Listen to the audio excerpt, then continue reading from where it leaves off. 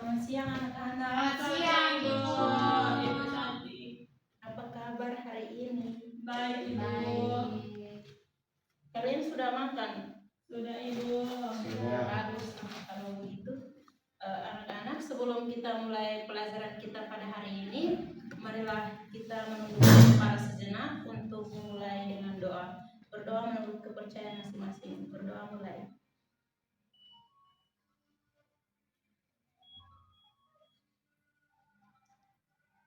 Berdoa selesai.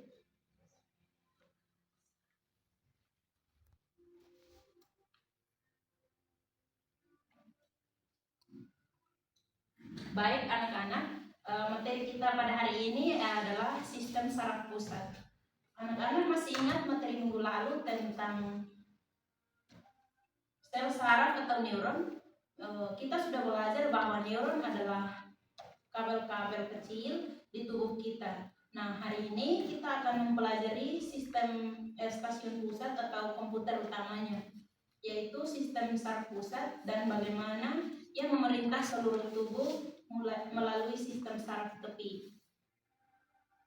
Anak-anak, tujuan pembelajaran kita pada hari ini ada 3, yaitu yang pertama, agar peserta didik mampu mengidentifikasi struktur dan fungsi organ penyusun sistem saraf pusat yang terdiri dari otak besar, otak kecil, sumsum lanjutan, dan sumsum tulang belakang. Yang kedua, agar peserta didik mampu membedakan fungsi sistem saraf simpatik dan parasimpatik pada sistem saraf tepi. Yang ketiga, agar peserta didik mampu menganalisis keterkaitan antara struktur organ saraf dengan koordinasi aktivitas tubuh sehari-hari.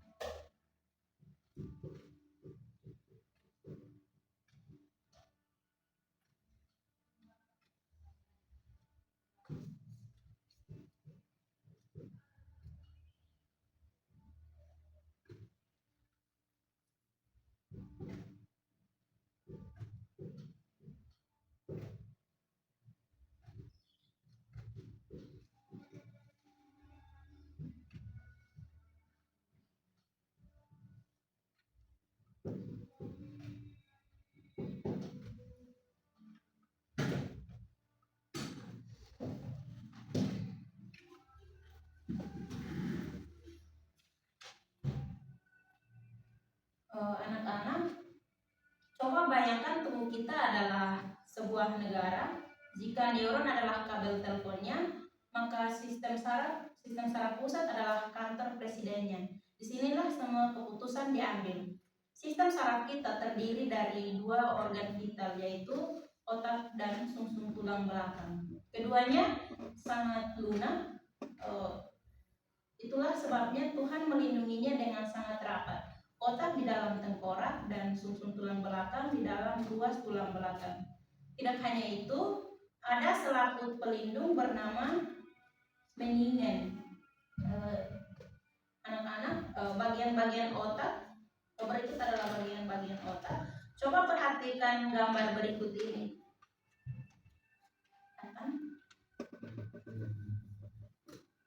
Jadi bagian otak itu ada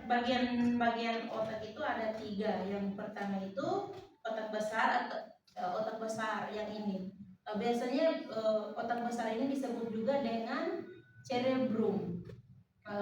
Otak besar ini adalah pusat kecerdasan kita saat kita menghafal, berpikir atau melihat warna bunga. Otak yang bekerja itu otak besar. Yang kedua itu di bagian belakang bawah ini ada otak kecil yang letaknya di sini. Otak kecil ini sering juga disebut dengan cerebellum. Pernahkah anak-anak bertanya mengapa kita bisa bersepeda tanpa jatuh? Itu berkat otak kecil ini. Jadi otak kecil ini yang menjaga keseimbangan dan koordinasi otot kita. Yang berikut adalah sumsum lanjutan. Nah, sumsum lanjutan itu letaknya di sini. Ini adalah sumsum lanjutan, atau biasa disebut juga dengan medula oblongata. Ini luar biasa anak-anak. Sumsum lanjutan ini mengatur hal-hal yang tidak kita sadari seperti detak jantung dan pernapasan. Jadi meskipun kita sedang tidur, kita tetap bernapas karena perintah dari sumsum lanjutan atau medula oblongata. Yang berikut kita akan masuk pada sumsum tulang belakang dan gerak refleks. Mungkin anak-anak bertanya apa fungsi sumsum tulang belakang. Jadi sumsum tulang belakang ini selain menjadi jembatan informasi ke otak, ia adalah pusat gerak refleks. Jadi jika tangan kita tidak sengaja menyentuh panci panas, kita akan menarik tangan sebelum otak sempat berpikir. Mengapa demikian? Karena perintahnya langsung diputus di sumsum tulang belakang agar kita terhindar dari bahaya lebih cepat. Ada juga sistem saraf tepi. Dalam sistem saraf tepi itu ada saraf simpatik dan saraf parasimpatik. Saraf simpatik ini ibaratnya seperti pedal gas. Ia bekerja saat kita takut atau berolahraga. Sistem saraf ini membuat jantung berdebar atau berdebar kencang dan napas cepat. Contohnya itu ketika kita dikejar anjing, tentunya kita takut dan yang membuat jantung berdebar serta rasa takut adalah saraf simpatik. Yang kedua itu ada saraf parasimpatik. Saraf ini adalah kebalikan dari saraf simpatik.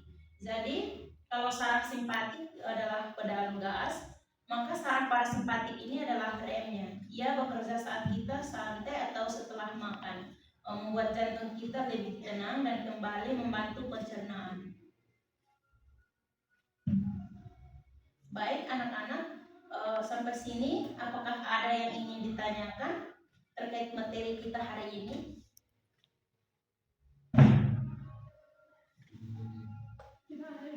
Karena tidak ada yang bertanya, di sini Ibu yang tanya. Bagian otak yang berfungsi menjaga keseimbangan dan koordinasi tubuh kita adalah apa? Otak kecil itu. Betul sekali. Jadi otak kecil ini adalah bagian yang menjaga keseimbangan tubuh kita. Oke, pertanyaan yang berikut, apa fungsi sumsum tulang belakang?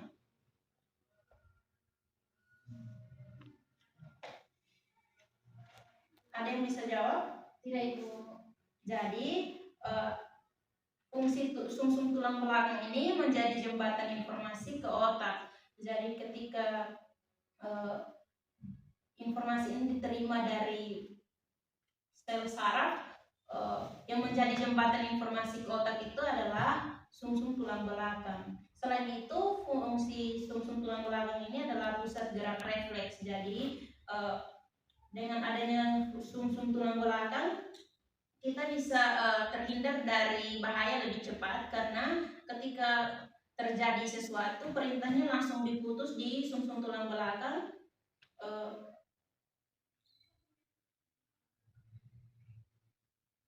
Agar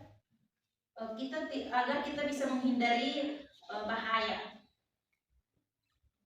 Oke, baik anak-anak, materi kita cukup sampai sekian. Sebelum ibu akhiri, kita absen dulu ya. Evalinda, Ebenheiser, Irmina, Ada Ibu. baik. Sebelum kita tutup, mungkin kita ambil kesimpulan untuk materi kita. Jadi tubuh kita ini adalah sistem yang sangat terorganisir. Otak besar untuk berpikir, otak kecil untuk keseimbangan, dan saraf otonom untuk menjaga organ kita tetap bekerja tanpa perlu kita suruh. Ibu harap anak-anak bisa menjaga kesehatan sistem saraf ini dengan baik, dengan cara istirahat yang cukup dan nutrisi yang baik. Sebelum kita akhiri, marilah kita menundukkan kepala kita untuk berdoa. Berdoa dimulai.